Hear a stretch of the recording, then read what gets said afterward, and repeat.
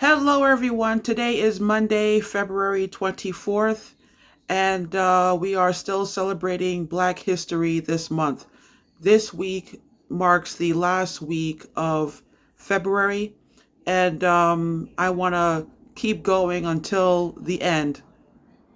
Um, and even when February is behind us, I want us to continue to celebrate Black excellence, Black achievement, Black history, and also Black history in the making.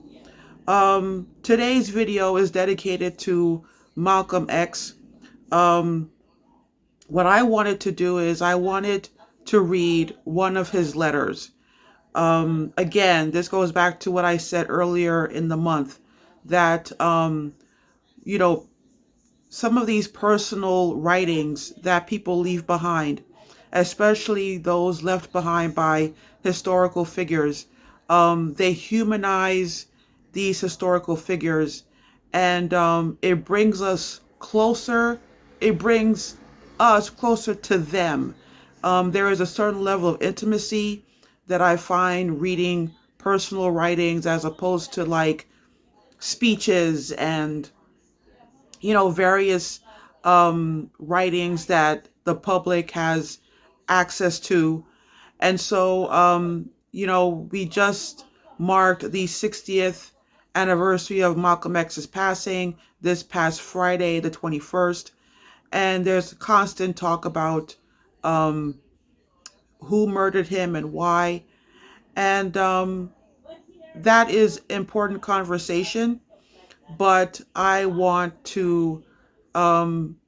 I want us to think about the fact that once upon a time, there was a man, a human being named Malcolm X, and he was looking for the same answers that we were all looking for. What's the meaning of life? How do I find God? How do I find love? And what's important in the end? So, the reason why Malcolm X is very um, inspirational to me was how he felt about women. And one of the most famous quotes by him was, "The most disrespected person in America is the black woman. The most unprotected person in America is the black woman. The most neglected person in America is the black woman." And so I wanted to read a letter that he wrote to his wife, Betty Shabazz. And I will read the letter in its entirety. So the following reads: Los Angeles, California, April 4th, 1958. As-salam alaikum, in the holy name of Allah, the one true God, to whom all praise is due, and in the holy name of his divine messenger, the Honorable Elijah Muhammad. My dear wife, it was a pleasure to find your letter awaiting me here at the office this morning. Allah blessed us to come safely through 3 tornadoes, 1 hailstorm, 2 thunderstorms, and a snowstorm. We averaged a good pace all the way and arrived safely in record time. Please take the liberty of giving all the Muslims the greeting from me at the temple Sunday, and tell them that their key to success at number 7 is to stay in unity and follow the instructions that come from the officials there. The officials at number 7, under Secretary John and Captains Yusuf and Francis, are doing a wonderful job, and I pray Allah will bless them with the reward of peace, prosperity, and happiness. I was very happy to hear that you are going to be a mother. Be Allah willing. I was not surprised. My reaction was, as it was, only because I didn't appreciate the timing you took to announce it to me.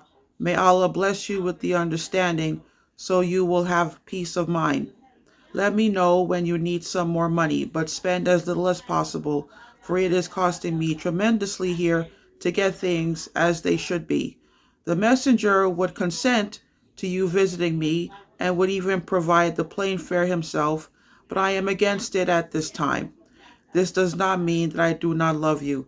It rather means that I have a job to do, know the circumstances and conditions under which I best work, and try to create such.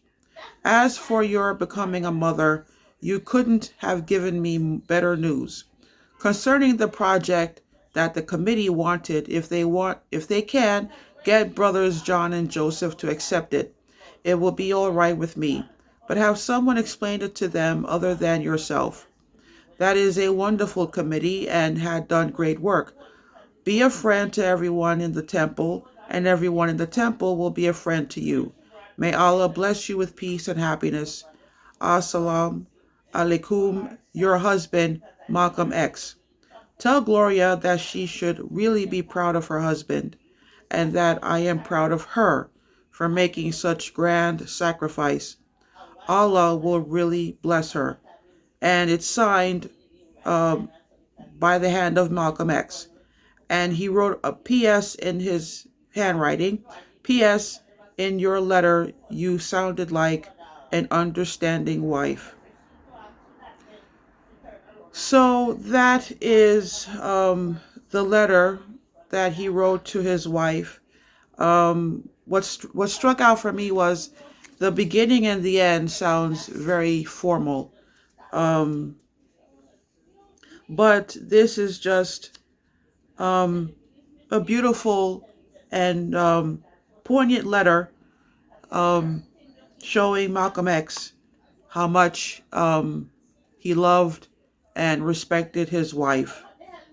And yeah, I mean, no one writes this formally anymore. My dear wife, your husband, Malcolm. I mean, but yeah, like there is this constant reminder of God in his letter to Betty. So anyway, may God continue to bless Malcolm X in death. May he continue to rest in peace. May his wife continue to rest in peace. And I hope that they are together in paradise. So that's all for today, my friends. And we are going to continue to celebrate Black History until the month is over and beyond. Take care and God bless.